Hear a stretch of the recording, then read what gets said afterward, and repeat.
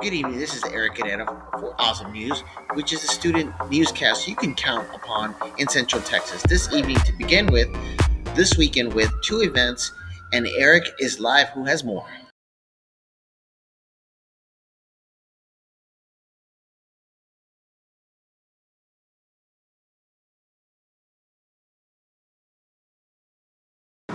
Awesome News. This is Eric Canetta reporting live here at the AT&T conference.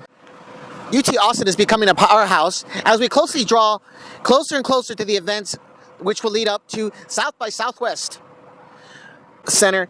Today we have two conferences going simultaneously, the Electronics Representative Association and the Graduate Entrepreneurship Society. Both have attendance of over 300 people.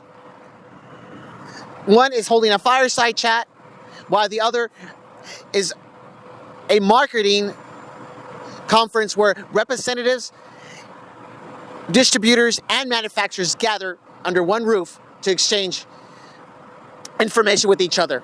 That event in particular is its 80th annual event. And the same time, the next time that this fireside will be held will be at South by Southwest.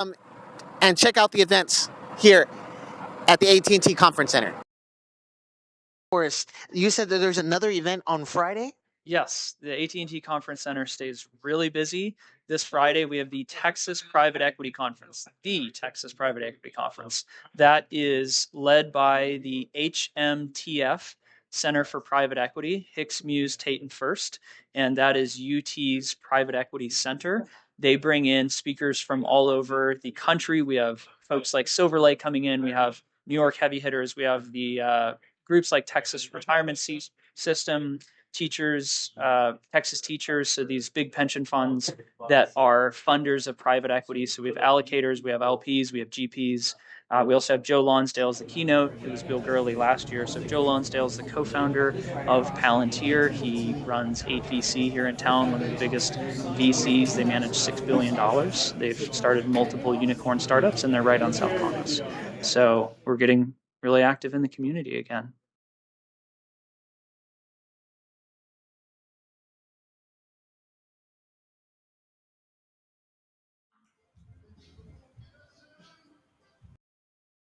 College, calling it now Dr. Parker's. We have incredible students that are the hope of this community. They just need us differently than students have needed their institutions of higher education. And this is the typical student that enrolls in Boston Community College.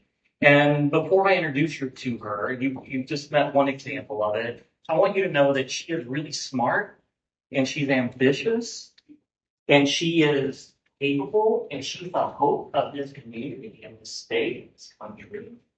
And just because she meets us differently doesn't mean that she is not going to change the world. I'm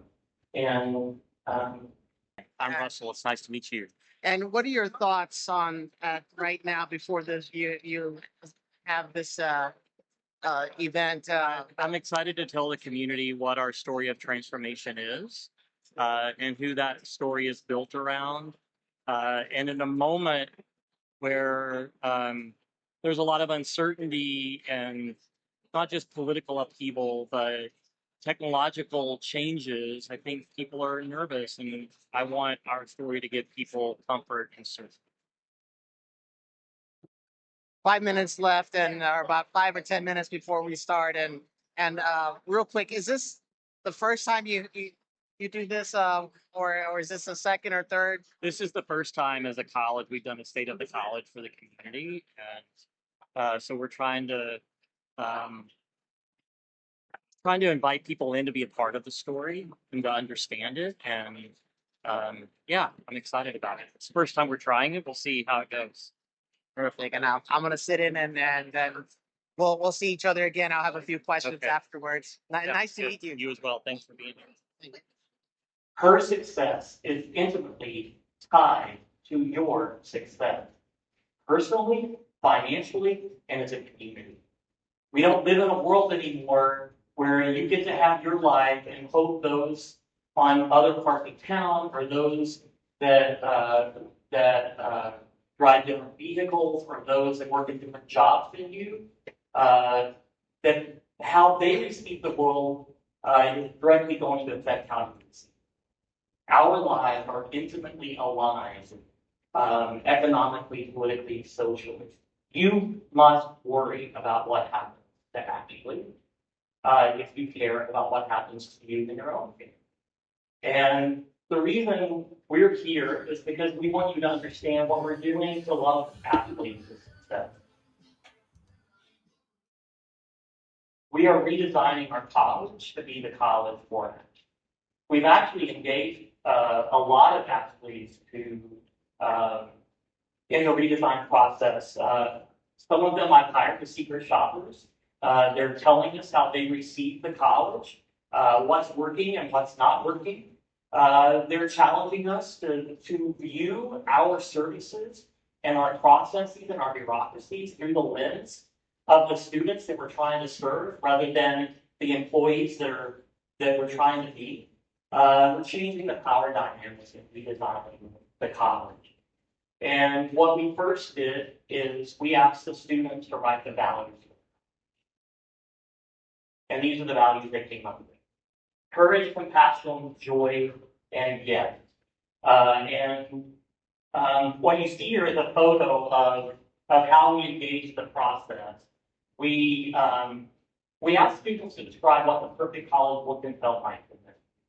And the two things that kept coming up over and over are a college that cared about our students and no matter who they ran into would help them. And so we looked at companies and we looked at other schools that were known for that level of care and service. And we put, I think, 29 sets of values on the wall. And through a process of clarifying and voting, our students have decided that courage, compassion, joy, and yes are the values that we're now going to write into every job description, that we're going to write and already written into our hiring processes, that we're going to evaluate ourselves to, and are probably already attempting to evaluate the leadership team to these values. But when you see these words are the lenses through which we will reimagine the way we engage and support and love our students to success. But you may see some of these words and wonder what the heck is courage up there for. And these are how we want our students to receive us, not what we want from our students. Good evening. My name's Eric Herrera, and I'm Russell Lowry Hart, Chancellor of ACC. I had a few questions for you. And Dallas College has been known to incorporate new ideas, innovation when it comes to educational. For an example, the Richland Collegiate High School was one of the first in that area to offer education, an upper level education to students, to high school students, and since they've been doing this since 1965. Another thing that they offer is sportsmanship. They offer a chance for students to become athletes and compete against each other. When will ACC incorporate that into their curriculum? Well, we already have versions of that with club teams that are doing really well, and they're competing against other schools across the region, and they're growing the number of students that they integrate in basketball, volleyball, I think soccer club teams. But we will probably never be an official NCJAA school. The resources it requires when there are so many other options for athletes in this community don't match the outcomes that we would want for our students. And so we'll offer the club athletics and support that and excited about it, but that's probably where our athletic commitments will end. Okay. And another question, when it comes to, like, for an example, Richland College dedicated just recently Red River Hall, and it was just the idea was to a place for the high school students to study. Is that something that Austin Community College has in the plans of doing? We already have those things in almost every of our one of our campuses, but like Elgin, our Round Rock campuses, that serve our early college, high school students directly have food pantries, they have advising, they have study spaces and study support, and those students are welcome on any one of our campuses, and so we're excited about the supports that we provide them. And another, there's other students out there saying, well, they would desire a gym at Highland. I thought for my mind, and I said, what makes Highland special when in comparison to Dallas College, which is one of the biggest community colleges, is that each of their campuses has a gym. Yeah, is that because they have athletics. We'll probably try to find a way to have workout facilities. But the wellness center that we're building out will have a gym. We have gym at our Northridge campus. I wouldn't anticipate that we would build out a whole gym. They're expensive because we don't have athletic programs that are NCJA sanctioned. And one last question. There's the annex building at the Rio Grande here on campus. And is that something that they're gonna? Are there any plans for that? We've got to figure out what our plans for that long term. We don't have any defined right now. We're waiting on environmental analysis to see what the building could be. So we're still analyzing what it is and what it could be. And I know that I just have one more. Is there any, like, when it comes to construction, when it comes to another building, is there anything planned for this upcoming year? Yeah, so we have several things that are happening. One, in our Hayes campus, we're building out a health sciences building to expand partnerships there. We've renovated spaces in Eastview that have doubled the number of slots for students in our dental hygiene program.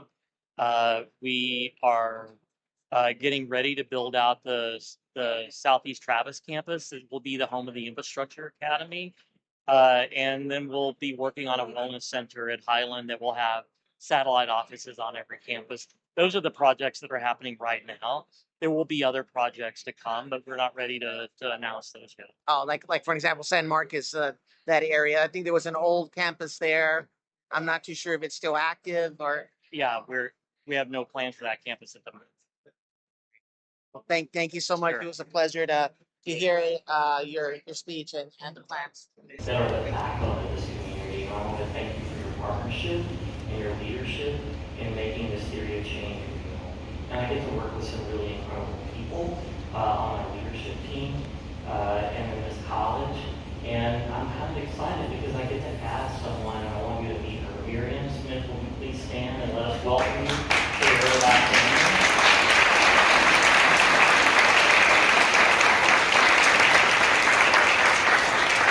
Miriam is our brand new Vice Chancellor of Advancement, and we have people from our foundation in the room that have helped us reimagine what the foundation needs to look like to support the reimagination of the college and the student learning experience. So thank you for joining us. Her first day is March 3rd, right? And she's already here. Austin Community College, ACC, is working to bridge workforce gaps, expand access to higher education, and strengthen student success in Central Texas, according to the institution's first State of the College report. The State of the College report also outlines ACC's new values, North Star goal, and the theory of change aimed at fostering student success. The institution continues to explore strategies to support students facing financial and personal challenges while preparing them for careers in rapidly growing fields. That'll be all for tonight. And once again, join us tomorrow at the same time for more student news for Central Texas. Thank you.